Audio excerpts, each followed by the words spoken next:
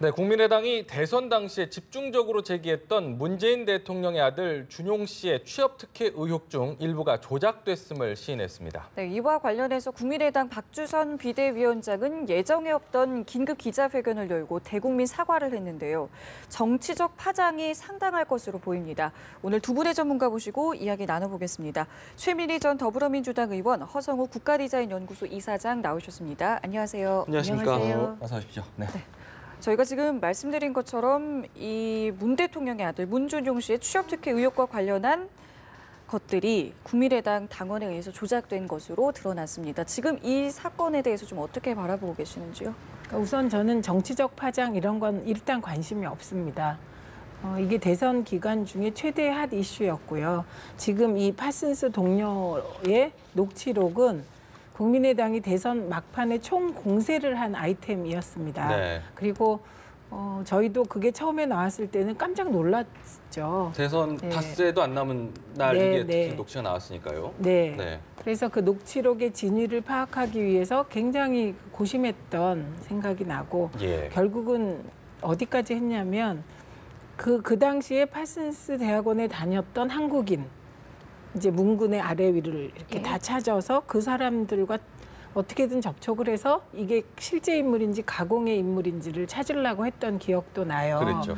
예, 그래서 이 건이 근데 당시 저희 결론은 사실이 아니다였습니다. 예, 왜 사실이 아니라고 그 당시에 결론을 내렸냐면 예. 그렇게 전후 좌우를 살펴보니 뭐 몇 명은 지금 외국에 살고 그래서 할 수 있는 사람이 딱 한 명이 나왔는데 네. 그 한 명이 그게 난데 나는 그런 얘기 들어본 적도 없고 국민의당에 그런 제보를 한 적도 없다. 이렇게까지 밝혔어요. 예. 그래서 그 이후에 저희가 국민의당에 그럼 그 사람이 나와서 증언하게 해라. 그랬는데 끝끝내 당사자가 안 나타났거든요. 그래서 허위 공방으로 끝난 그런 사건입니다. 그래서 저는 이 이상한 녹취록 조작 사건이 어디서 말하자면 기획해서 이서진 최고위원을 통해서 이준서 최고위원을 통해서 네. 이유미 당원에게 지시가 내려갔는지 예. 그 실체적 진실이 밝혀지기를 바랍니다. 네, 그게 네. 가장 중요하다고 보고요. 네. 제가 왜 이런 말씀을 드리냐면 대선 기간에 많은 제보가 들어옵니다. 제가 민주당 디소위를 맡고 있었기 때문에 SNS를 통해서도 수없이 많은 제보가 들어와요. 네. 그런데 그 제보가 당 차원에서 사실로 밝혀지고 확인되기 전까지는 외부로 공개할 수가 없습니다. 그래서 철저한 검증을 거쳐요. 예. 특히 대선 기간에는. 예. 그런데 국민의당에는요. 검사 출신 의원들이 많이 계십니다. 그런데 이 파슨스 동료 조작 사건은 검사 출신 의원들께서 나서서 사실이다 이건.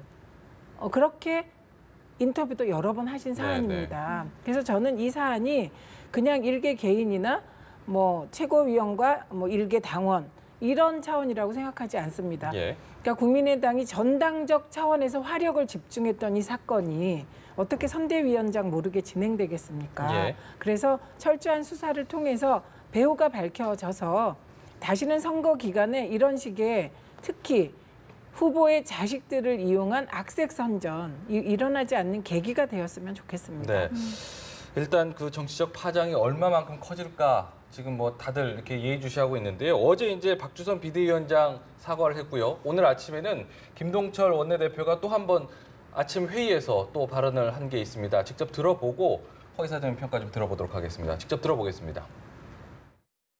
당시 국민의당에 제보된 카톡 캡처 화면 및 녹음 파일이 조작된 것으로 밝혀졌습니다.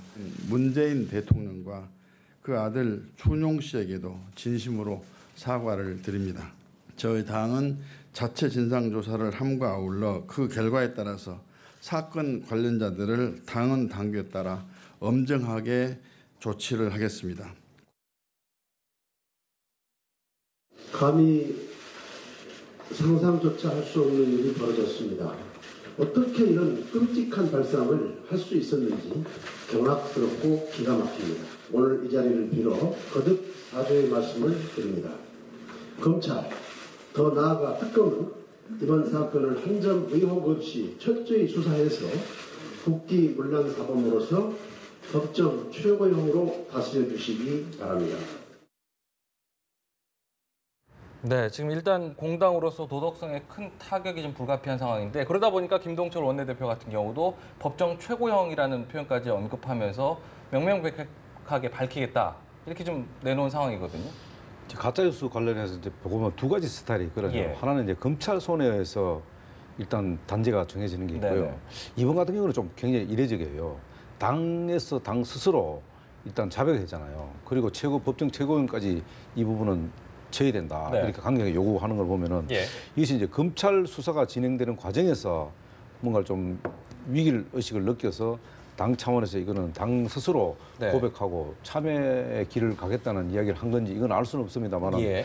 과거에 보면 이제 2002년도 서른 의원이 그 당시 이해창 총재가 그 최규선 게이트와 관련해서 20만 달러 받았다. 이렇게 네네네. 해갖고 사실 그 징역 1년 6개월을 집행유예를 받았거든요.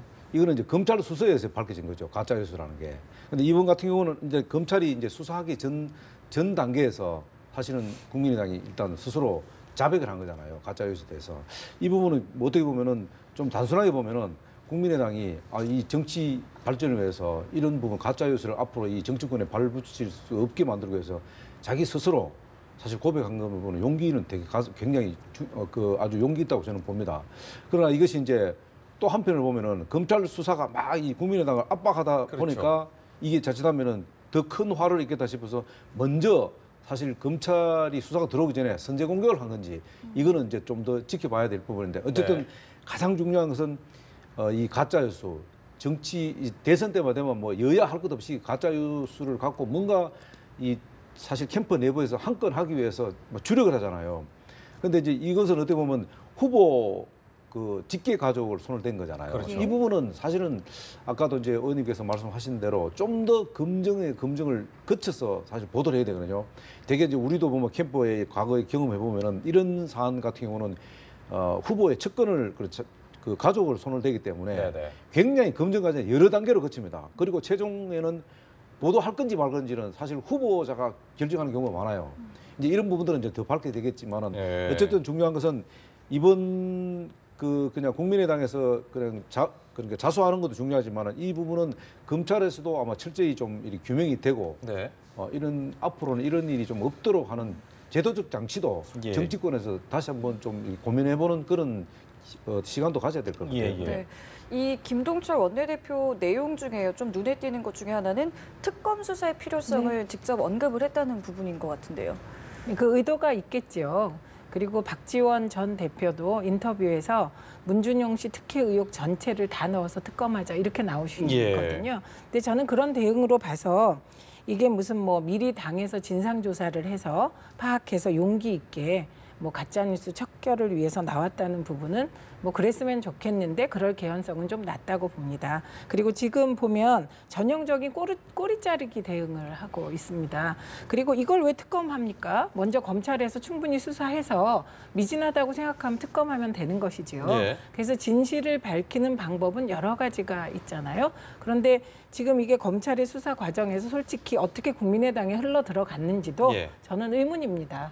네, 그래서 이렇게 대선 중에 보면 국민의당이 굉장히 이런 쪽으로 정보가 밝으세요. 예, 그래서 다시 말씀드리지만 이렇게 정보에 밝으시고 검찰 출신 국회의원들이 전면에 나서서 대선을 치른 국민의당에서 이게 검증도 없이 내보냈다 이거 아니고요. 네네. 저는 이게 한 라디오 인터뷰에서 공명선거 추진단장을 맡으셨던 이모 의원께서 이제 앵커가 계속 문제 제기를 했습니다. 이게 진짜 사실이겠냐? 예, 예. 이 사람이 나올 수 있겠냐? 그랬더니 이거 검증이 다 가능하고 그 테이프를 이렇게 분석하면 최초 유포자 다 만들 수 있고 누구 목소리인지도 알 수 있다. 예. 우리 자신 있다.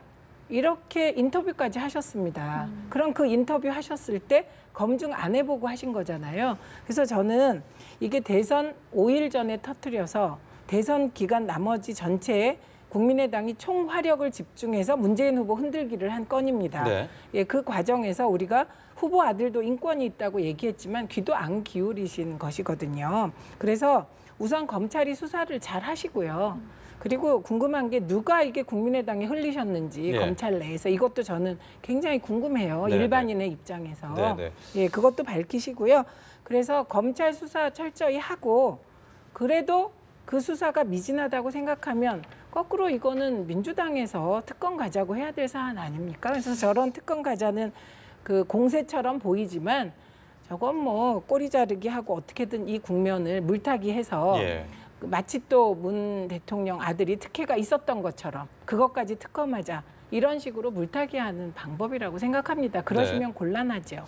일단 이준서 전 최고위원 같은 경우도 알면서 강행했다라는 정황이 좀 드러나고 있습니다. 그리고 여러 가지 이제 내용들을 살펴보는 와중에 특히 앞서서 말씀하셨지만은 이런 부분 의혹이 밝혀지면 상대 후보에서도 후보가 직접 이 부분을 폭로할 건지 안 할 건지 결정하는 그렇죠, 경우도 그렇죠. 있다라고 말씀하셨잖아요. 그렇죠, 예. 그렇다면 이걸 과연 당시 대선 후보였던 안철수 후보가 이걸 알았느냐?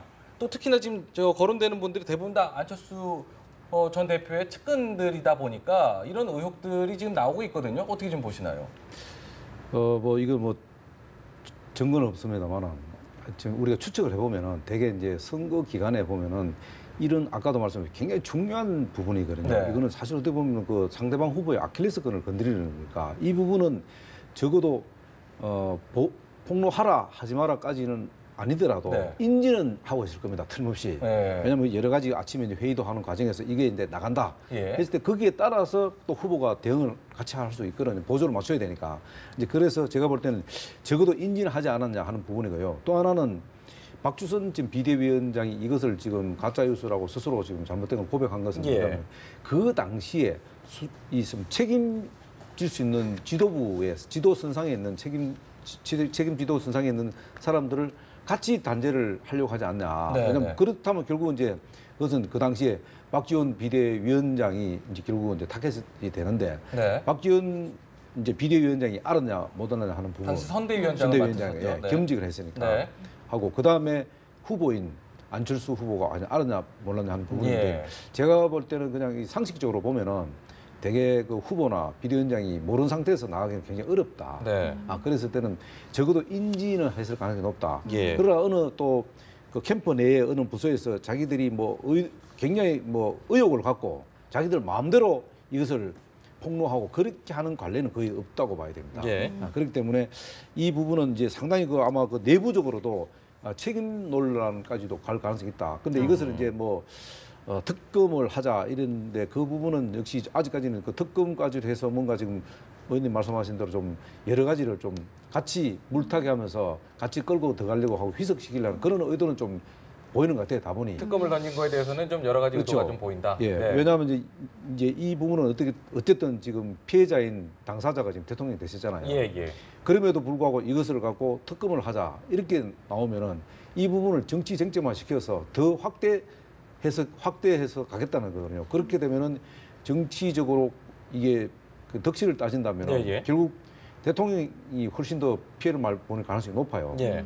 그러나 이제 이 국민의당 같은 경우는 이 책임 회피용으로 비칠 수도 있고 예. 이렇게 되면 결국은 국민의당이 과연 선명성 야당으로서의 어떤 그 존재감 이런 것이 과연 제대로 지켜지겠냐 하는데 예, 예. 앞으로 제가 볼 때는 이 부분으로 인해서 국민의당은 상당히 존립 자체가 굉장히 흔들릴 가능성이 높다. 네네네. 이렇기 때문에 가능하면 이 부분은 사실은 박주선 비대위원장이 있던 자기 셀프 고백을 했기 때문에 예.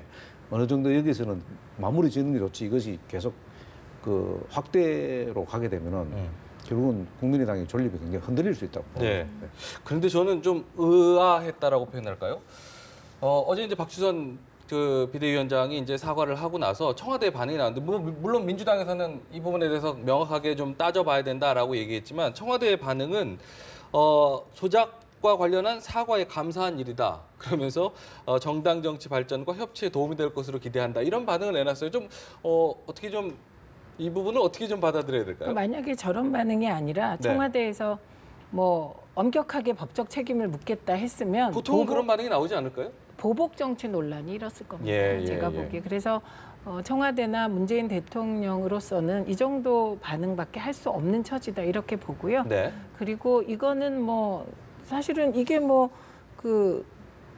청와대가 수사하랜다고 하고 수사 안 하랜다고 안 하고 이런 사안이 아니잖아요. 네네. 그래서 이거는 철저하게 검찰이 수사를 하면 되고요. 저는 최소한 이 액션 플랜을 누군가 짰다고 봅니다. 그리고 실행자들인 것이죠. 이준서 님이나 이유미 님은. 그리고 이분들이 되게 아직은 젊은 분들이잖아요. 예, 예. 그래서 이분들 머릿속에서 이런 엄청난 불장난이 일어날 것 같지 않습니다. 그래서 액션 플랜을 누가 짰는지 예, 이 부분이 반드시 밝혀져야 된다고 네. 생각을 하고요. 예. 그래서 이게 작가도 있었을 테고 예, 기획자도 있었을 테고 그다음에 실행자들도. 실행자는 이미 이제 2명이 나온 네. 거고요. 예. 그래서 그게 다 밝혀지길 바라고요. 과연 안철수 후보가 인지했느냐 못했느냐 당연히 인지합니다. 이건 뭐 영화 보셔도 아는 거예요. 대선 과정 영화 보면 후보한테 보고는 다 합니다. 과연 액션 플랜을 짜는데 같이 했느냐? 이건 전 아닐 것 같습니다. 네. 그리고 그러면 선대위원장은 어떠냐? 저는 선대위원장은 다 알았다고 생각합니다. 네. 다만 선대위원장도 이런 그 거짓 조작을 지시했다. 이렇게는 생각하기 어렵습니다. 알겠습니다. 네. 그리고 지금 저는 좀 한 가지 지적하고 싶은 게 예. 지금 그 문준용 씨 제보 조작 사건이 네. 왜 이 시점에 이것을 그 국민의당이 셀프 골백을 하는지 예. 이것도 좀 우리가 고민해봐야 될 부분이 네. 지금 굉장히 청문 전국이잖아요. 예, 예. 이 청문 전국이고 좀 추경 문제 여러 가지 지금 뭐 정부 조직법 걸려 있잖아요. 그렇습니다. 이게 지금 야당의 어떤 그 입장 때문에 지금 한 발자국 좀 지금 전국이 못 나가고 있잖아요. 예. 이런 상황에서 이게 이제 이 일이 이제 터짐으로 해서 결국 국민의당이 잘못하면 칼날이 무디질 가능성이 높다. 이 청문 전국에 있어서. 예. 그러면은 다른 지금 바른정당이나 또 자유한국당 같은 경우 이 같이 공조를 해야 되는데 국민의당이 이 내부 논란에서 삐걱거리기 시작하면은 이게 지금 그 야당의 공조가 깨질 가능성이 높아요. 네네네. 그리고 야당은 자칫하면은 앞으로 이 민주당 입장에서는 야당을 컨트롤하기 굉장히 쉬워질 가능성이 높다.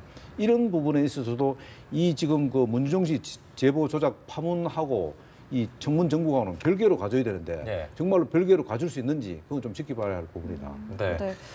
조금 전에 이 존립에 대한 이야기도 하셨습니다마는 국민의당 내부에서도 지금 굉장히 좀 이 책임을 두고 그리고 앞으로 어떻게 방향을 설정해야 될지에 대해서도 고민이 좀 깊을 것 같은데요. 네, 그럴 겁니다. 그리고 이런 대형 악재가 터지면 그 당내 분위기는 말할 수도 없고요. 예. 그리고 정치라는 거, 특히 국회의원이라는 존재는 그 아생연우의 살타입니다. 그러니까 내가 살 길을 이렇게 모색하게 돼요, 본능적으로. 네. 그렇기 때문에 이 악재로부터 일단 자기를 차단하고 싶을 때고, 그렇기 때문에 거꾸로 청문 전국에서 좀 더 성과를 내려는 분들도 있을 거예요.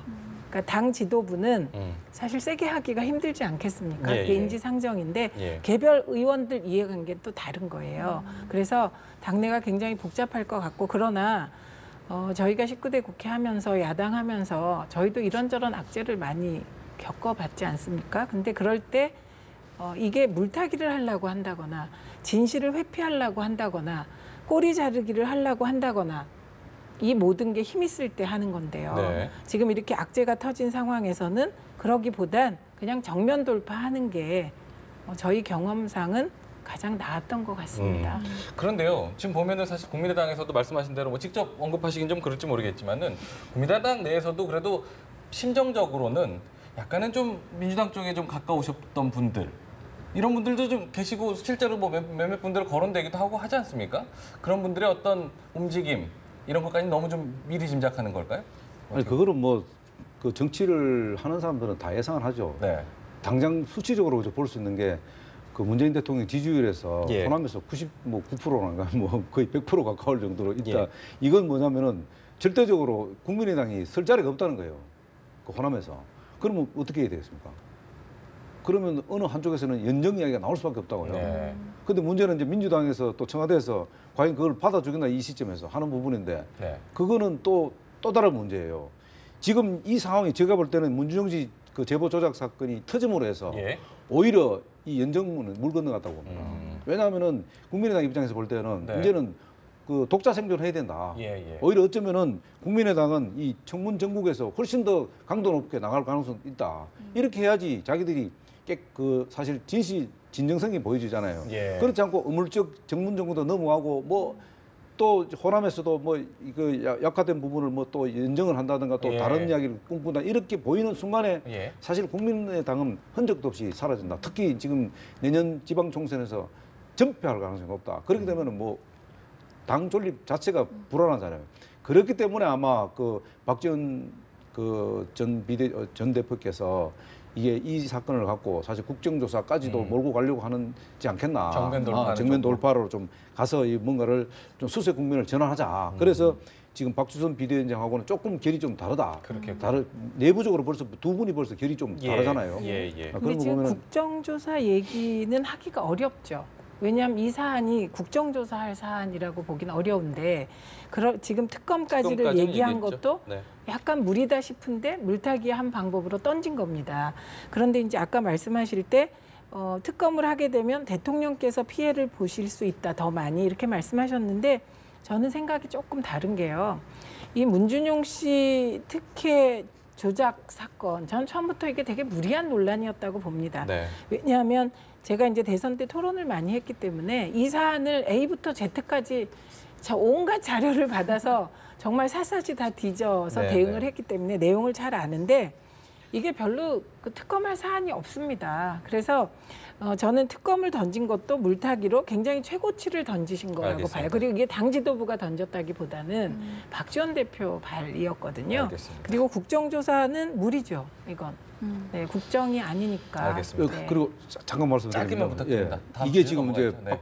그러니까 문재인 대통령이 돼서 이 일이 벌어졌지. 만약에 문재인 대통령이 안 됐다면 이 사건은 사실 어떻게 될지 모르거든요. 미국에 빠질 수도 있거든요. 네. 그렇다면은 이번 기회에 여야 관계없이 그동안 의혹을 제기했던 이런 부분들을 정말로 검찰이 좀 제대로 수사를 했으면 좋겠어요. 꼭 대통령 부분만 손댈 게 아니고 네. 야당 지금 그 대통령 후보에서 낙선한 분들의 의혹 제기한 사람 이 네. 부분까지도 같이 좀 조사를 했으면 좋겠다. 알겠습니다.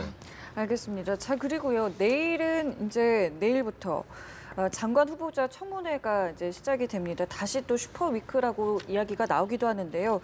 이 청문회를 앞두고 각 당의 이제 발언들을 저희가 좀 정리를 해봤는데 듣고 이야기 나눠보겠습니다. 이들 세 분에 대해서는 문재인 대통령이 지명 철회를 하거나 후보자 본인이 자진 사퇴가 선행되어야 한다. 근원적 해소책이 제시되지 않으면 추경 등 다른 현안은 앞으로 나아가기가 어렵습니다. 우리가 도저히 이 사람들은 장관에 취임돼서는 안 될 사람들입니다. 국무총리께서 제청을 철회해야 됩니다. 인사청문 대상도 되지 않는 적폐 후보들에 대해서는 자진해서 지명을 철회할 것을 촉구합니다. 탄핵 화풀이, 대선 분풀이 그만하고 통큰 정치로 화답해주기 바랍니다. 부터 야당에서 특정 후보를 미리 집어넣고 무조건 반대, 묻지마 낙마 이런 움직임을 보이고 있어서 대단히 우려스럽습니다. 새 정부 흠집 내기 그 이상도 이하도 아닙니다. 네, 관련 영상 보셨는데요. 당장 내일 청문회인데 발언만 봐서는 내일 청문회가 어떻게 잘 이루어질까라는 생각이 좀 들기도 하고요. 뭐 일단 청문회는 이루어지지 않겠습니까? 예. 근데 이제 청문회에서 그동안의 후보자들에게 제기된 의혹이 얼마나 그 사실을 기초해서 제기되고 그리고 후보자가 답변을 하느냐의 문제겠죠. 그리고 저는 청문회는 꼼꼼하게 잘 검증해야 한다고 생각합니다. 그리고 이게 언론에 나온 사실만으로 청문위원들이 검증을 하다 보면요. 때로 이렇게 덫에 거꾸로 빠지는 수가 있기 때문에 정말 사실에 기초해서 꼼꼼히 검증해 주시고 국민들께서 요즘 청문회에 관심이 많으시거든요. 예, 그러면 종합적으로 그 후보자의 발언 태도라든지 그 청문회 과정에서 나타난 인간 됨됨이가 요즘은 속일 수가 없더라고요. 화면에 그대로 얼굴이 맞아요. 나타나고 그래서 그런 거 종합적으로 판단하고 가급적 시간 안배를 잘 하셔서 정책 부분에 대한 질의도 하셔서 종합적인 판단을 국민이 하실 수 있게 이끌어주길 기대합니다. 저는 요즘 그 청문회 이 과정을 지켜보면서요. 이 지금 대한민국이 지금 법치국가인지 아니면 법치국가가 제대로 지금 작동되고 있는지 이런 걸 참 의심스럽게 하는 거예요. 어떤 점에서요? 예를 들어서 지금 후보자들이 지금 아직까지 뭐 청문회가 지금 본격적으로 들어가지 않지만은 엄격하게 지금 규명이 안 됐습니다만 언론을 통해서 우리가 상당히 의혹이 제기된 거고 네. 뭐 이름보다는 오히려 그 노동부 장관 후보자 같은 경우는 이미 벌써 남아 있잖아요. 그건 서류상에 나와 있는 거니까 뭐 어떻게 할 수가 없어요. 그거는 벌써 음주운전해서 그 운전면허증이 취소됐잖아요. 근데 청와대에서 그것을 갖고 인사사고가 일어나지 않기 때문에 괜찮다 했다는 이런 인식들, 이게 도대체 법치국가로서의 작동이 법치국가 제대로 작동되고 있는지, 네. 또 이런 사람을 후보로 내놓았다는 거. 또 26일 날 국군통합병원의 그 국방부 장관 후보자가 이름을 이야기 안 했습니다만은 강경화 그 장관의 코스프레를 또 하더라고요. 아직까지 사실은 후보자가 지명이 안 됐어요. 네네. 임명도 안 됐는데 네네네. 그거는 뭐냐면은 본인이 그렇게 한다고 되는 건 아니거든요. 어딘가에서 시켰을 거예요. 그렇게 하라고. 그거 따라가서 했을 거예요. 이거는 뭐냐? 그냥 그대로 임명하겠다는 뜻입니다. 청문회하고 관계없이 임명하겠다는 겁니다. 아, 저런 행보가 네. 그러면은 저 지시를 받고 행동을 했다는 그렇죠. 누군가의 지시를 받고 했다는 거죠. 네네. 도대체 이런 인식을 도대체 갖고 있다는 것 자체가 진짜 대한민국이 이렇게 해도 되는가 하는 생각이 들어요. 네. 근데 그 부분은 어딘가에서 시켰다 이 말은 저는 좀 아니, 장관도 안 됐는데 어렵습니다. 내정자가 어떻게 거기 국군 수도통병을 군 업무사 그 장병들 위로하고 그게 장관이 안 됐잖아요. 아직. 글쎄요. 지시 여부는 잘 모르겠지만 사실 앞서서도 국방부를 먼저 한번 찾아가서 한번 구설에 오른 적은 있긴 있습니다. 행보와 관련해서는 뭐 시켰는지 여부는 뭐 논외로 치더라도 그런 먼저 가서 이렇게 임명 전에 하는 행보에 대해서는 어떻게 판단하세요? 그거는 뭐 제가 관행을 잘 몰라서요. 예, 뭐라고 말씀드릴 수 없습니다만 관행은 이분이 강경화 장관이 예. 관행이 있습니다. 이분이 전 해군 참모총장이잖아요. 예. 그리고 국방부 장관 내정자잖아요. 그러면 대개 내정자들이 보면요. 부처에 출근을 합니다. 부처에서 보고를 받고 예, 지원을 그리고 받죠. 부처에서 네. 보고도 받습니다. 네네. 그런데 이제 그 보고 받고 이러면서 내정되었을 때 장관으로 임명될 것을 상정해서 움직이지. 이게 내가 청문회를 통해서 낙마할 거다 이렇게 생각하고 움직일 것 같지는 않아요. 네네네. 그런데 이걸 일률적으로 뭐 청와대나 모처에서 임명할 테니까 이렇게 움직이세요. 그거는 너무 청와대에 대해서도 그렇고 후보자의 특성들이 다 있는 거 아닙니까? 네. 후보자 개인의 특성들이. 네. 그 후보자 개인의 특성도 고려하지 않으신 발언 같고요. 뭐 예를 들면 그런 행동이 좀 부적절하다. 뭐 그런 말은 할 수 있을 것 같은데 이거를 어딘가에서 시켰다. 이거는 저는 좀 지나친 말씀 같이 네. 들립니다. 아니, 물론 뭐 지금 최 의원님 말씀도 저는 뭐 일단은 공감을 합니다. 하지만 그러나 통상적으로 후보 내정자들은 주로 업무 파악에 주력을 합니다. 현장을 방문한 경우는 거의 없습니다. 제가 알기로는. 그렇다면은 이것을 그 현장 방문해서 카메라 기자들도 있는 데서 노출이 돼서 일단 애들 비공식적으로 방문해서 혼자 그냥 조용히 갔다 왔다 모르지만은 그것이 언론에 보도되고 이렇게 할 정도면은 누군가에 의해서 본인이 떠밀리든 아니면 본인 스스로가 누군가에 의해서 뭔가를 협의를 거친 상태에서 간 거지.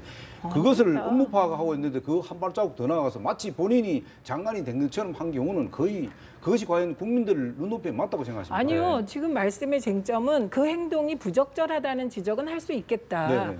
그런데 누군가가 시켜서 했다. 이거는 너무 아니, 나가신 제가 말씀이세요. 추측 근데 그렇게 생각을 할 그냥 추측을 잘못하셨어요. 안 할 겁니다. 안 할 겁니다. 아마. 일단 야당에서는 벌써 안 장관 겁니다. 행세하느냐 이 정도 비판을 좀 하고 네, 있는 할 수 상황이긴 있습니다. 하죠. 그런데 네. 시켜서 했다는 그건 너무 그렇죠. 나가셨어요. 알겠습니다. 글쎄 좀 지켜봐야죠. 네, 일단 뭐 내일 상황을 좀 지켜봐야 될 것 같습니다. 알겠습니다. 저희 두 분 말씀 여기서 마무리 짓겠습니다. 오늘 고맙습니다. 고맙습니다.